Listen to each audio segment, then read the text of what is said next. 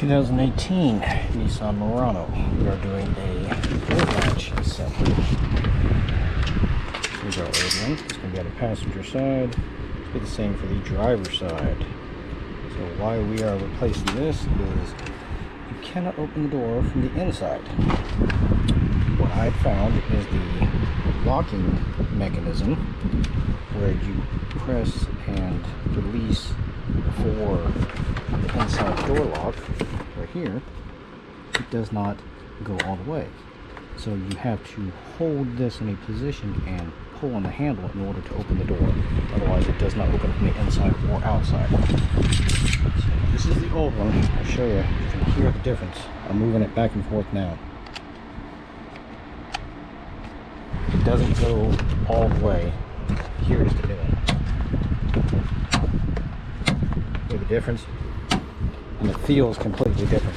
When you're pulling on this one, it's not a smooth transition. It's more of a kind of go, and then it's got some more to pull, which is why I have to pull on the lock assembly to make the door think that it's completely unlocked, because right now it does not. Alright, so here's what we're going to do. There's going to be a cover. It's going to go right here. You can use a little screwdriver, pop it off. There's a cover right in the door handle area, same for there. Just pop it off. It's going to be two 10s here and a 10 here, or a Phillips screwdriver, either one you want to get to. Once those three screws are out, this entire door panel is nothing but push pins. You can use a tool like this, clip underneath, and pop it all the way around, or you can use a flathead screwdriver to do the same. Once you've gotten the door panel itself off, you're going to disconnect your two cables. One is going to be for the lock, which will be this one, and the other one is going to be for the door handle for the inside. Can't mix them up. One's a different design. I'll show you. See, it's got that design. This one's got a ball design. And then disconnect your window switch, lock switch. These are kind of funny. Got to push in the little tab right there, and then it comes off. So a little screwdriver works with that. Move the water dam out of the way. Now, this is what I did. You do not have to do this part, but this is what I did.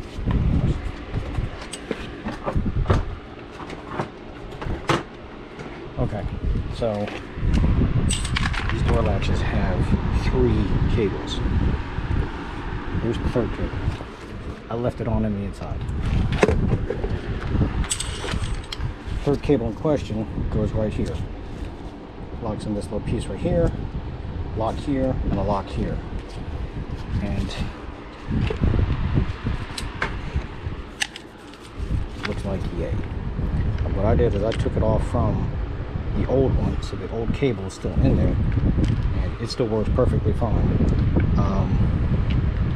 Instead of having to remove the door handle, which you have to remove because you can't get to the other half of the cable, which is in there, without removing the door handle first.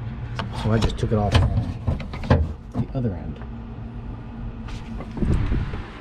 But you can do whatever you so choose, but that is what I did. Door handle itself still works, opens perfectly fine. The cable still works. It's not locked up or anything. If it was, I would have replaced it itself, but instead of having to take off this plastic door handle, being over a 5 or 6 year old car, which will typically break on that removal process, so I negated that. At the bottom there's going to be a connector right there. Undo that. You have 3 T30s. Just undo them, and the whole latch assembly just comes right out here. You can work on this cable out here, so you don't have to worry about messing with it inside the actual door. It'll swing out far enough right here. You can work with it all in this area. Take off the old one, slap it, transfer it over to the new one, and then reassemble. And then going back together, it's going to be the same way you took it off. Put your water dam back up, put your door panel on. Like I said, these will only go on one of the two connectors, so you can't mess those up. Plug that up and reinstall, test it out.